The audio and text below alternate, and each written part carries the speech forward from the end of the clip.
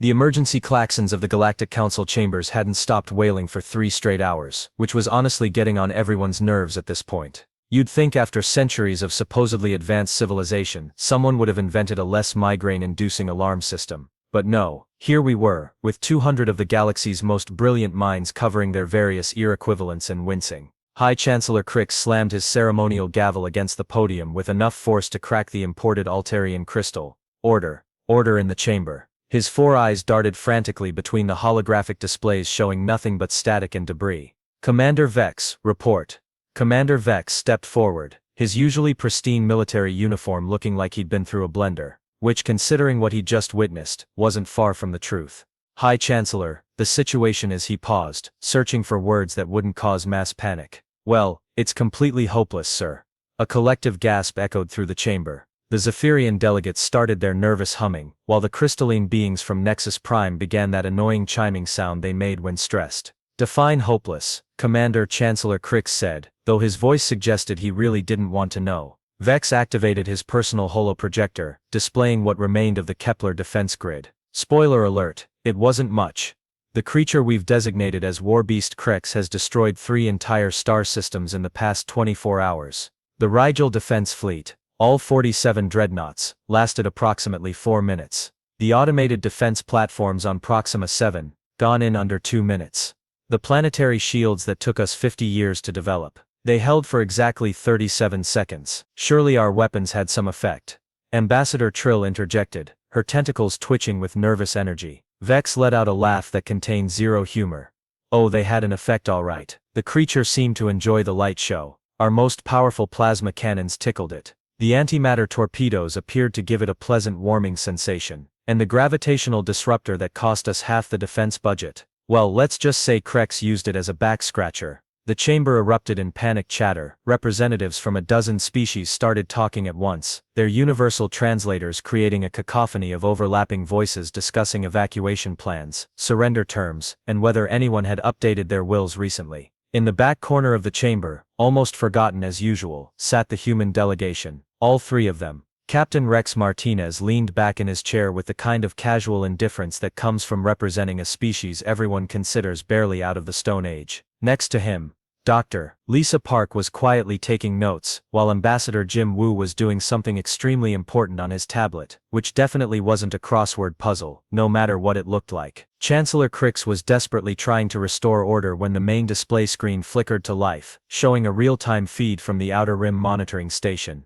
What they saw made everyone's blood run cold, regardless of what color it happened to be. Warbeast Crix was magnificent in the most terrifying way possible. Picture a creature the size of a small moon, covered in scales that seemed to absorb light itself, with claws that could rip through space-time and teeth that made black holes look friendly. It moved through space like it owned the place, which, let's be honest, it pretty much did at this point. It's heading for the core worlds, Vex announced, his voice barely above a whisper. At current speed, it'll reach Centaurus Prime in 18 hours. The silence that followed was the kind of quiet you only get when 200 beings are simultaneously realizing they might be about to become extinct. Even the humans looked up from their respective activities, though Rex just shrugged and went back to cleaning his fingernails with a pocket knife. Recommendations?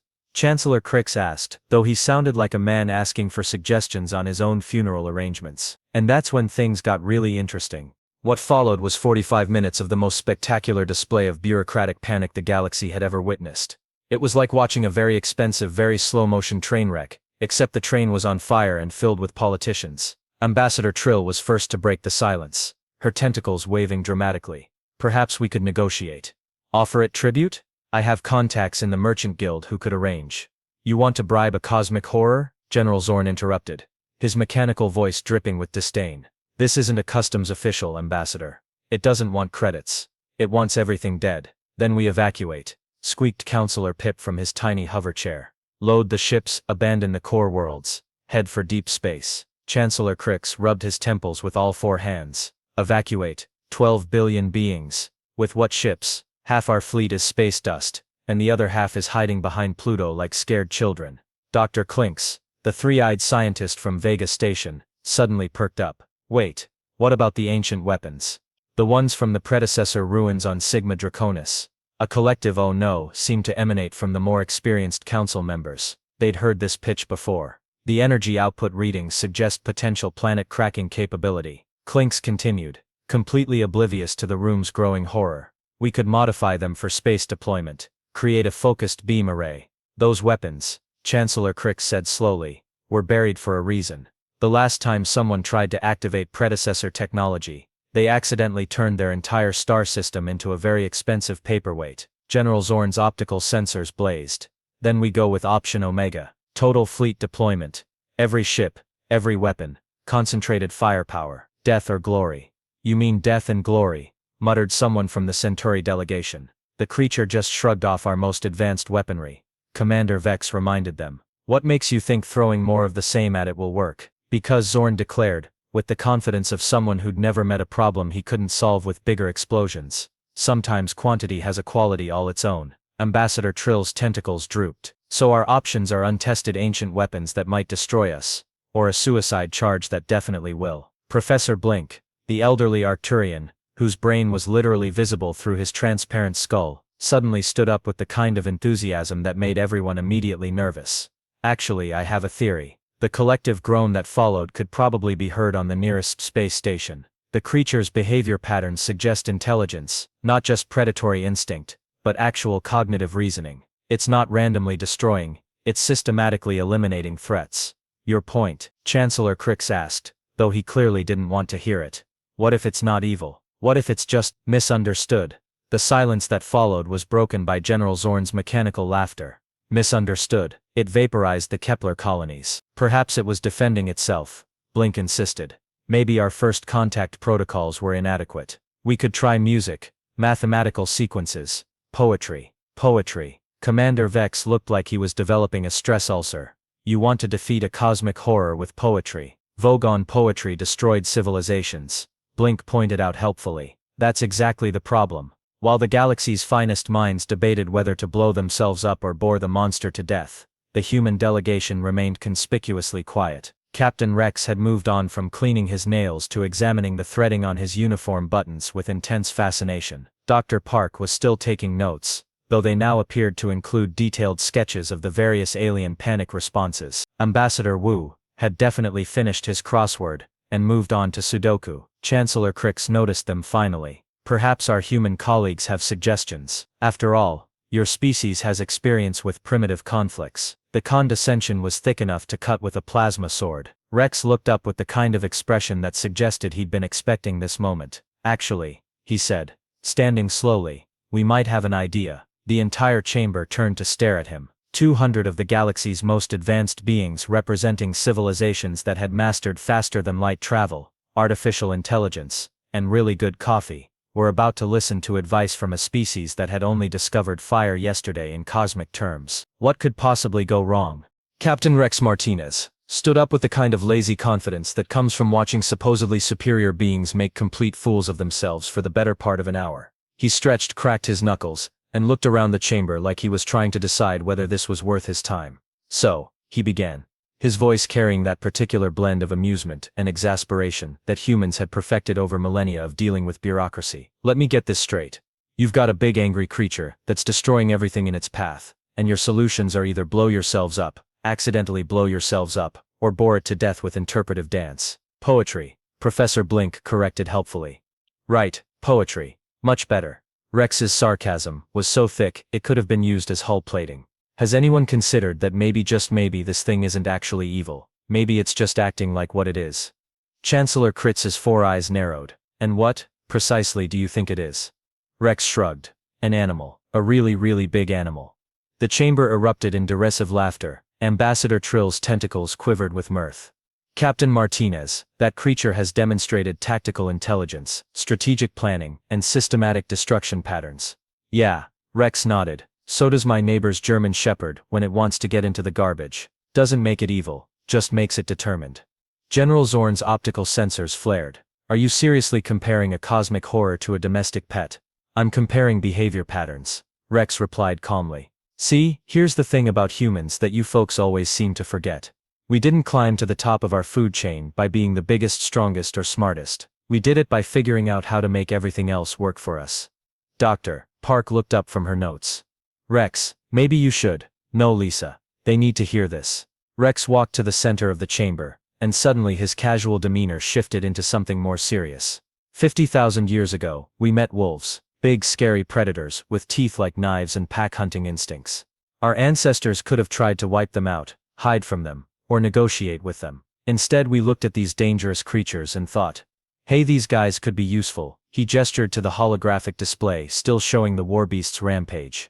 Fast forward through human history. We've domesticated everything from wolves to horses to birds of prey. We've trained creatures to hunt for us, fight for us, carry our loads, guard our homes. We even convinced cats to live with us. And trust me, that's the hardest sell in the known universe.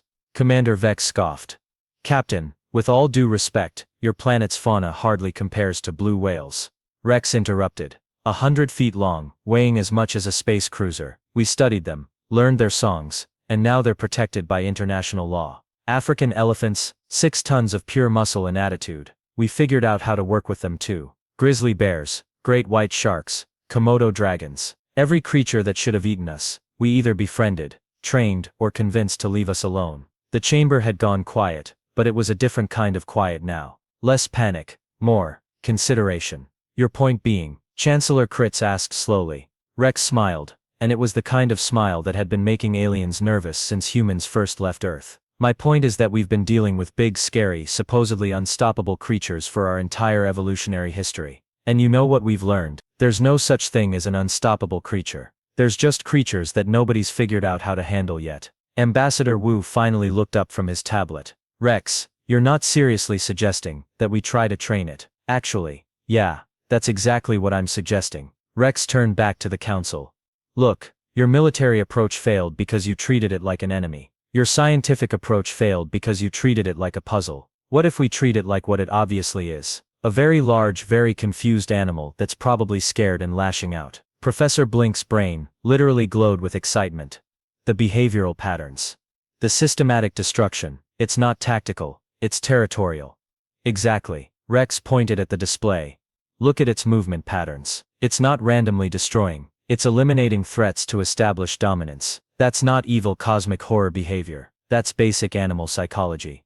General Zorn's voice was skeptical. And you think you can just what? Teach it to roll over and play dead. I think we can communicate with it in a language it understands. Dominance, submission, pack hierarchy. Every social animal speaks that language. From wolves to whales to apparently cosmic horrors. The chamber was silent again, but now it was the kind of silence that comes when people are actually thinking instead of panicking. Dr. Park stood up.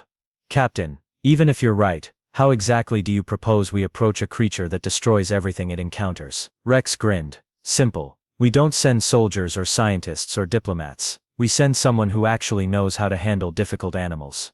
He tapped his communicator. Control, this is Captain Martinez. I need you to patch me through to Earth Command. Tell them to prep the special transport. We're going to need the Murphy family.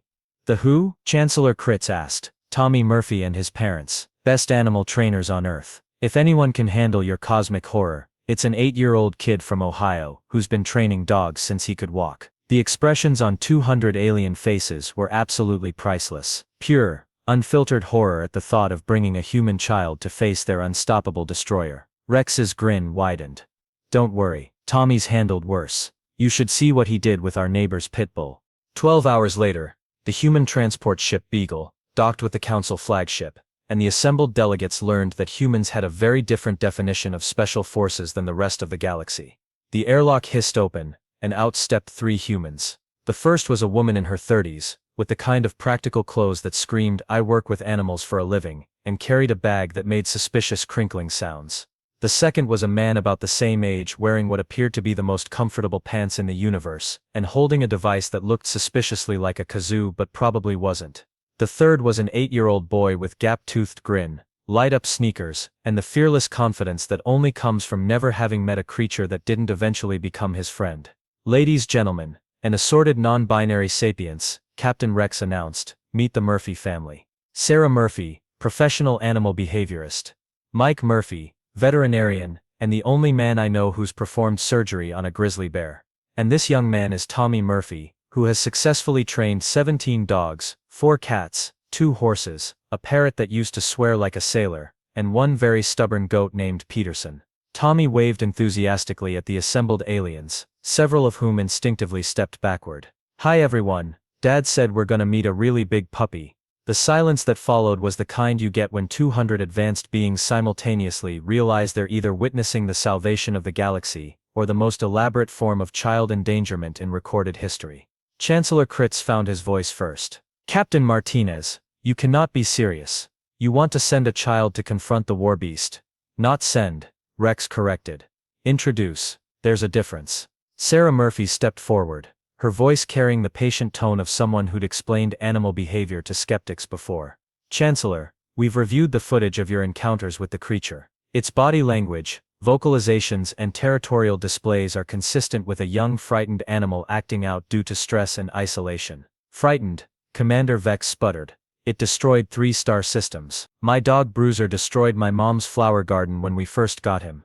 Tommy piped up cheerfully. "He was scared and didn't know the rules. Once I taught him good behavior and gave him treats, he became the best dog ever. He even learned to fetch my dad's slippers." Mike Murphy nodded seriously. "Tommy has an exceptional gift with animals. We've seen him calm creatures that seasoned handlers couldn't approach. There's something about his energy that animals respond to." General Zorn's optical sensors were practically spinning. "This is insanity. You're talking about a cosmic horror that could swallow solar systems." "Size doesn't matter," Tommy said with the absolute certainty of childhood. "Big dogs just need bigger treats and more patience, and you gotta use the right voice." He demonstrated with a firm but friendly tone. "Sit. Stay. Good boy." Even speaking to empty air, the command had such natural authority that several aliens found themselves fighting the urge to comply. Professor Blink was frantically scanning readings on his tablet. The child's biometric patterns. There's something unusual about his pheromone output and vocal frequency range. "It's almost like he's speaking fluent animal," Sarah finished. "Tommy's always had this ability. We've had him tested by everyone from veterinary behaviorists to xenobiology specialists. No one can explain it, but every animal he meets recognizes him as non-threatening and trustworthy." Ambassador Trill's tentacles were twitching with nervous energy. "Even if this miraculous child could somehow communicate with the creature, how do you propose getting close enough without being vaporized?" Rex activated his personal communicator. "Control, what's the Warbeast's current position?" "Approaching the Tau Ceti system, Captain." It stopped moving. Every head in the chamber turned to the main display. Sure enough, the massive creature had come to a complete halt in open space, floating motionless among the stars. "Life signs?" Rex asked. "All normal, sir. It appears to be resting." Tommy nodded sagely. "See, he's tired from all that running around and breaking stuff. That's what Bruiser used to do when he was overwhelmed. He'd find a quiet spot and take a nap until he felt better." Mike Murphy was studying the display with professional interest. "Look at its posture. That's not an aggressive stance. It's defensive. This creature isn't attacking out of malice. It's lashing out because it doesn't understand what's happening to it. The question," Sarah added, "is whether you're willing to try something different, or if you'd prefer to keep throwing conventional weapons at it until there's nothing left to save." Chancellor Kritz looked around the chamber at his fellow delegates. The Zephyrians were still humming nervously, the crystalline beings were chiming their stress songs, and General Zorn was probably calculating the odds of success versus the odds of having to explain to history why they let an 8-year-old approach a cosmic horror. "The creature is less than 6 hours from the core worlds," Commander Vex reported grimly. "If we're going to try this unusual approach, it has to be now." Rex nodded. "We'll take our ship. Small crew, minimal weapons, maximum non-threatening posture. If Tommy's right, the creature will recognize that we're not a threat.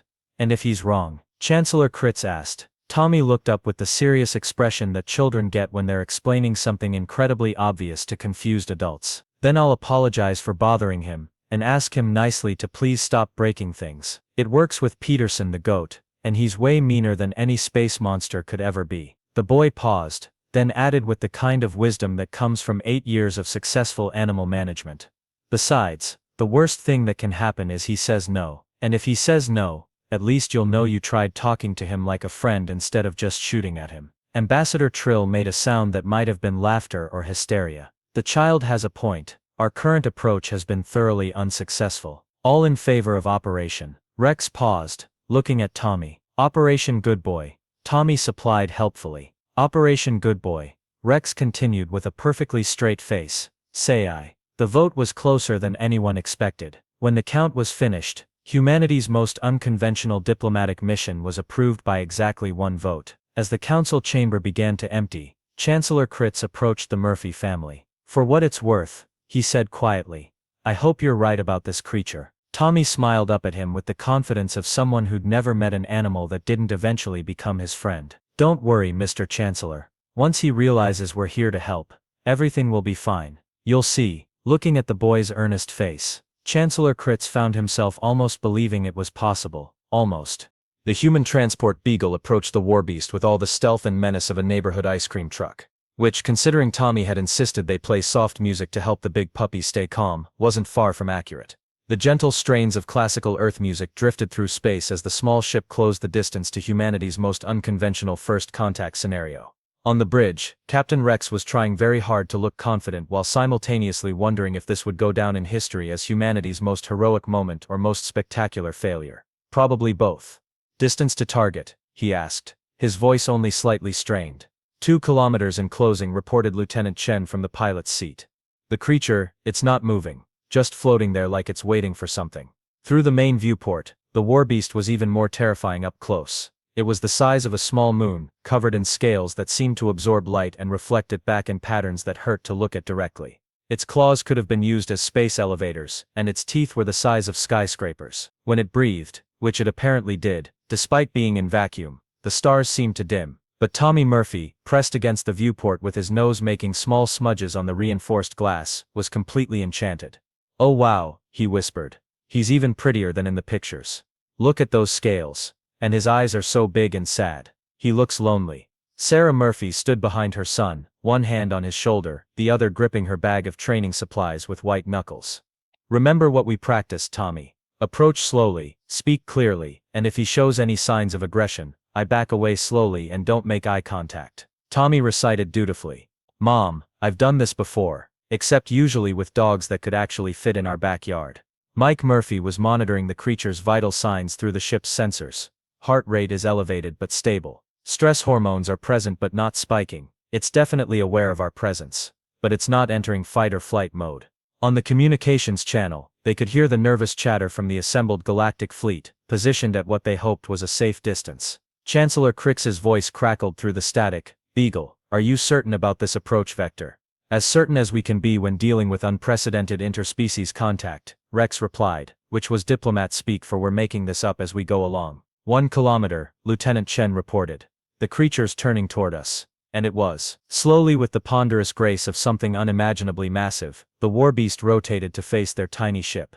Its eyes, each one larger than their entire vessel, focused on them with an intelligence that was both alien and strangely familiar. Tommy pressed closer to the viewport. "Hi there, big guy," he said softly, his voice carrying that special tone reserved for scared animals. "We're not here to hurt you, we just want to talk." As if responding to his voice, the creature's massive head tilted slightly to one side. The gesture was so dog-like that several people on the bridge had to suppress nervous laughter. 500 meters, Chen reported, her voice tight with tension. The Warbeast's mouth opened slightly, revealing teeth the size of buildings, and it made a sound. Not a roar or a howl, but something softer. A rumbling, questioning noise that somehow managed to convey confusion and loneliness across the vast emptiness of space. Tommy's face lit up with recognition. "He's whining. Oh, you poor baby, you're scared, aren't you? You don't know where you are or what's happening." Sarah Murphy's training kicked in. "Tommy, can you tell what he's feeling?" The boy studied the massive creature with the intense concentration of a professional animal behaviorist who happened to be 8 years old. "He's confused and tired. He wants to go home, but he doesn't know where home is. And he's hungry, but not for food. He's hungry for understanding, I think." 200 meters, Chen announced, and everyone could hear the barely controlled panic in her voice. Rex opened the ship's external communication channel. "All stations, this is Captain Martinez. We're proceeding with first contact. If this goes badly," he paused, looking at Tommy's confident face. "Well, if this goes badly, tell everyone we tried something different." Tommy walked to the ship's airlock viewport, the one with the reinforced transparent aluminum that could theoretically withstand a direct meteor impact. Theoretically. He pressed his small hands against the glass and looked up at the creature that could have swallowed their entire ship without noticing. "Hey boy," he said, his voice carrying all the authority and kindness of a child who had never met an animal he couldn't befriend. "Can you see me?" The warbeast's massive eyes focused on the tiny figure in the viewport. Its head lowered slowly, until they were as close to eye level as physics would allow. Tommy smiled his gap-toothed grin. "There you are. I'm Tommy. What's your name?" He paused, as if listening to an answer only he could hear. "You don't have a name. That's okay. How about I call you Buddy? Do you like that name?" The creature made that soft rumbling sound again, and its massive tail, which could have been used as a space station, gave what could only be described as a tentative wag. On the communications channel, they could hear Chancellor Crix's stunned whisper, "By the 7 moons of Arcturus, it's working." Tommy pressed closer to the viewport. "Buddy, I need you to listen to me, okay? Everyone's really scared because you've been breaking things. I know you're not trying to be mean, but when you knock down buildings and spaceships, it hurts people." The warbeast's expression actually changed. The fierce predatory look softened into something that looked remarkably like shame. It made a low mournful sound and looked away. "Hey, it's okay," Tommy said quickly. "You didn't know better. Nobody taught you the rules. But I can teach you if you want to learn." The creature looked back at him with an expression of desperate hope. Tommy took a deep breath and used the voice that had successfully convinced 17 dogs, 4 cats, 2 horses, 1 parrot, and Peterson the goat to behave themselves. It was firm but kind, confident but not threatening, and carried the absolute authority of someone who knew exactly what he was doing. "Buddy," he said clearly, "sit." For a moment that lasted approximately forever, nothing happened. The massive creature floated in space, considering this tiny being who had spoken to it with more kindness than anyone else in its existence. Then, with the slow grace of a mountain learning to dance, the warbeast pulled its limbs close to its body and settled into a position that could only be described as sitting. A creature the size of a small moon, capable of destroying star systems, had just obeyed a basic command from an 8-year-old human child. The silence on the communication channels was deafening. Tommy's face broke into the biggest smile in galactic history. "Good boy, Buddy. Such a good boy." He reached into his pocket and pulled out what appeared to be a treat roughly the size of a marble. "I know this is really small for you, but it's the thought that counts, right?" He pressed the treat against the viewport, and somehow, impossibly, the cosmic horror gently touched the glass with the tip of one massive claw, as delicate as a butterfly landing on a flower. "Now," Tommy continued, his voice warm with approval, "let's work on stay, okay? This is going to be fun." On the Galactic Fleet's communication channel, Chancellor Crix's voice was barely a whisper. "Ladies, gentlemen, and assorted beings, I believe we have just witnessed the most significant moment in galactic history." Commander Vex's reply was equally stunned. A human child just made the unstoppable destroyer of worlds sit on command, and gave it a treat, General Zorn added, his mechanical voice filled with something that might have been wonder. In the viewport, Tommy was already moving on to the next lesson, his voice patient and encouraging as he worked with his new friend. "Okay, Buddy, now I want you to try gentle. That means being very, very careful not to break things." The warbeast listened with the intense concentration of a student trying to make his teacher proud, and for the first time since the crisis began, the galaxy felt a little bit safer. 6 months later, the Galactic Council chambers had undergone some significant renovations. The most notable change was the massive reinforced viewport that had been installed in the main wall and the equally massive doggy door next to it. Both were necessary accommodations for their newest and most unusual council member. Buddy, as the former terror of the galaxy was now universally known, had proven to be an excellent addition to galactic governance. His presence alone had ended 3 border disputes, 2 trade wars, and 1 particularly nasty disagreement about mining rights that had been dragging on for decades. Apparently, having a cosmic horror gently but firmly suggest you play nice was remarkably effective at encouraging diplomatic solutions. Chancellor Crix stood at the podium, reading from his prepared remarks. "The Galactic Peace Index has reached an all-time high. Piracy is down 97%, largely because Captain Bloodtooth and his crew decided that retirement was preferable to explaining their career choices to Buddy. The Outer Rim territories have reported complete cessation of hostile activities, and the Merchant Guild is enjoying the most profitable quarter in recorded history." Through the viewport, Buddy could be seen floating in his designated orbit around the council station, contentedly chewing on what appeared to be a modified asteroid. Tommy had explained that it was important for big dogs to have appropriate chew toys, and the Asteroid Mining Consortium had been surprisingly cooperative about providing suitable options. Furthermore, Crix continued, "Our newest council advisor has provided invaluable assistance in resolving several long-standing issues." He gestured to the small figure seated at a specially constructed podium near the front of the chamber. Tommy Murphy, now bearing the official title of Senior Interspecies Relations Specialist and wearing a badge that read Buddy's best friend, was coloring in what appeared to be a diplomatic treaty while simultaneously conducting a video call with his parents back on Earth. The Zephyrian territorial dispute was resolved when Advisor Murphy suggested that both parties were acting like cats fighting over the same sunny spot, and perhaps they should try sharing, Crix noted. The subsequent peace treaty was signed within hours. Ambassador Trill, whose tentacles now waved in patterns of genuine admiration rather than nervous anxiety, stood to address the chamber. I motion that we officially recognize the human approach to conflict resolution as a fundamental diplomatic strategy. Seconded, called out General Zorn, whose optical sensors had been upgraded with what could only be described as a smile function. Though I still maintain that sometimes you need bigger weapons, I concede that sometimes you just need to ask nicely first. Tommy looked up from his coloring. General Zorn, remember what we talked about. Big weapons are for protecting friends, not for solving arguments. Of course, Advisor Murphy, my apologies. The fact that a mechanical general was taking etiquette lessons from an 8-year-old was no longer the strangest thing that happened at council meetings. That honor belonged to the previous week's session, when Buddy had somehow learned to operate the holographic projectors, and spent 20 minutes showing everyone what appeared to be cosmic horror vacation photos from his travels around the galaxy. Captain Rex, who had been promoted to Director of Unconventional Solutions, stood to deliver his monthly report. Earth Command reports continued success with the Interspecies Friendship Initiative. We've deployed animal behavior specialists to 7 different systems, resulting in peaceful first contact with 3 previously hostile species, and the successful mediation of 4 territorial disputes. He paused to scratch behind the ears of what looked like a miniature dragon, but was actually a juvenile Procyon battle beast that had imprinted on him during a diplomatic mission. The creature purred like a quantum engine running at optimal efficiency. The most notable success was the Rigel incident, where our team discovered that the supposedly aggressive warrior race was actually just trying to invite everyone to their annual harvest festival. Apparently, their traditional greeting translates roughly to "come eat with us before we have to fight you," which explains the confusion. Professor Blink, whose brain was now literally glowing with excitement most of the time, stood up with his latest research findings. My analysis of human-alien interaction patterns has revealed fascinating insights into the psychological basis of their success. Humans appear to approach every unknown species with what I can only describe as optimistic curiosity rather than defensive aggression. Tommy nodded sagely. Dad says that's because most animals are basically good, they just sometimes do bad things when they're scared or confused or hungry. Like when Peterson the goat ate Mom's flower garden. He wasn't being mean, he just really liked petunias. Through the viewport, Buddy's massive head appeared, pressing gently against the reinforced glass. His eyes, each one larger than most starships, focused on Tommy with the devoted attention of a pet waiting for acknowledgement. Tommy waved enthusiastically.